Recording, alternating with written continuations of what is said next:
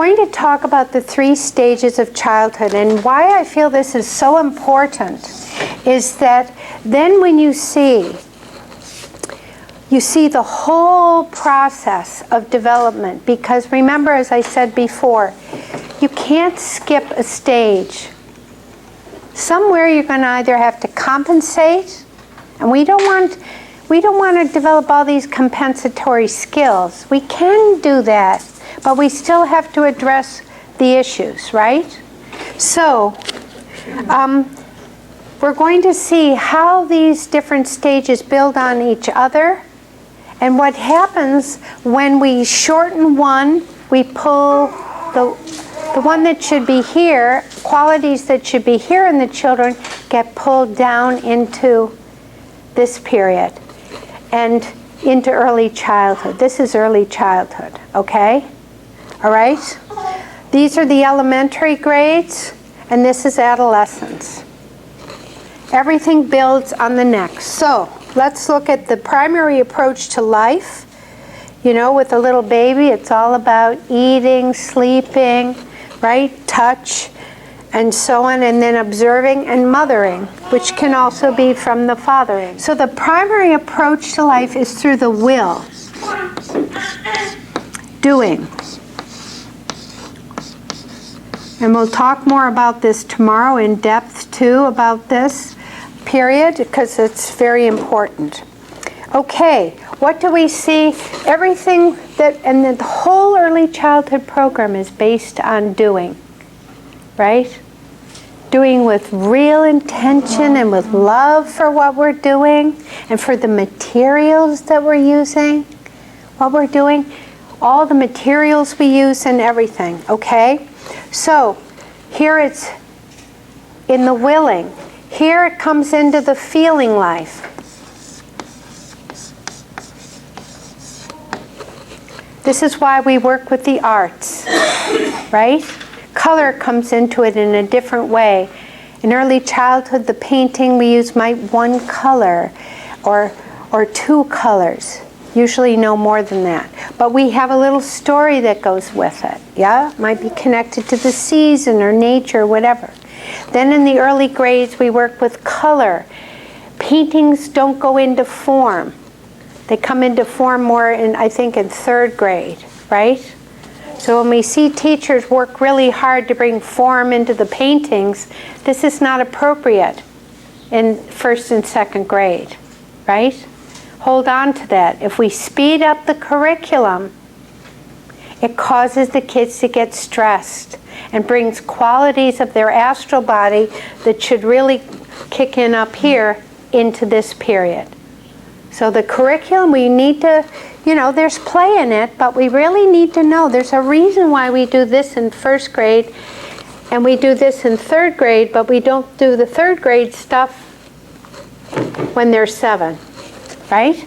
It really has an effect through their whole being and can cause all kinds of havoc. So we have judgment begins through the will. Little kids, when you leave them and you let them play and move and we don't interrupt, they have a judgment. Is this safe? They can feel it right in their bodies. That's healthy without us yelling and running and grabbing them, right? There are some kids that really have no boundaries and no sense, and those kids we have to teach to have that. Now, here we have feeling. How does this feel? Does this feel beautiful? Does this feel right? Does this feel like enough blue in this picture, and so on? And then we come to 14 to 21, and here we have the whole element of thinking. And this is now judgment, right? Here it's more, I would say, like discernment, right? Discernment into now coming into consciousness. When you really get judgment, it really is fully conscious. So this is thinking. And then also abstract thinking, okay? It doesn't belong here. It slowly is building up towards that and laying the foundation for it, but everything out of meaning. into the abstract. And I think a lot of our modern children, and we have this very high rate of suicide in adolescence, yeah, where they really are meeting that whole thing of the darkness within themselves and in the world, that if they don't have a whole life at home and at school of meaning, when they come to here, they're lost. They've lost their way. The learning vehicle, how they learn for these children, is through imitation and repetition.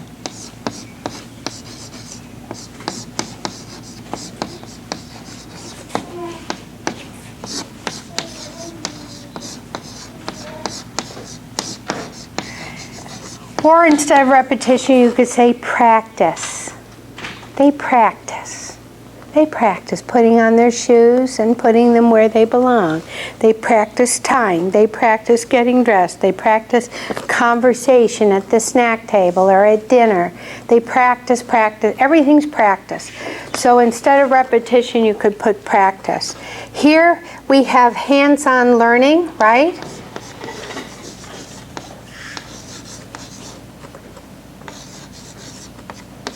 Hands-on learning. And here's where the temperaments and the emotions start to show up in here. You know, here's where the children start to say, it isn't fair.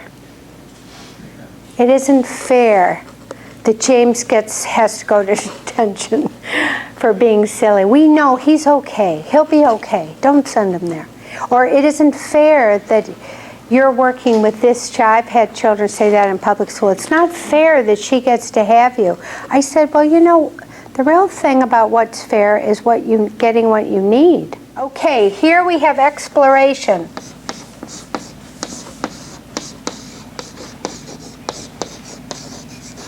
Yeah, and a lot of times in this area, if too much of this is done, then it also calls in the thinking in a different way, and it can be, you can get your little know-it-alls too soon, where they shouldn't be know-it-alls, they should be excited. So here we have another gesture of another aspect of learning, and that is through the senses. Especially the foundation senses. You know, of touch and life sense. Everything affects the little ones, all of us actually, but they especially instantaneously. And movement and balance, which we've been working on, yeah?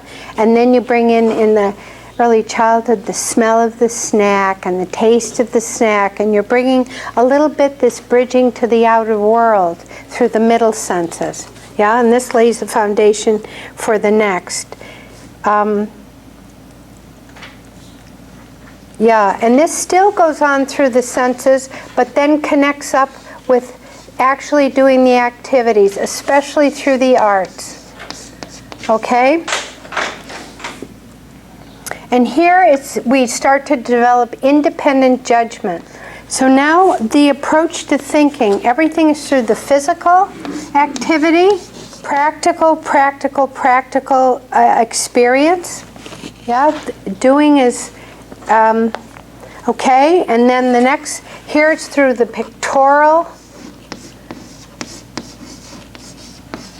And now this is very important. Pedagogical stories. Pedagogical stories, you give them these pictures in a story, and this actually helps them transform and change their thinking about things.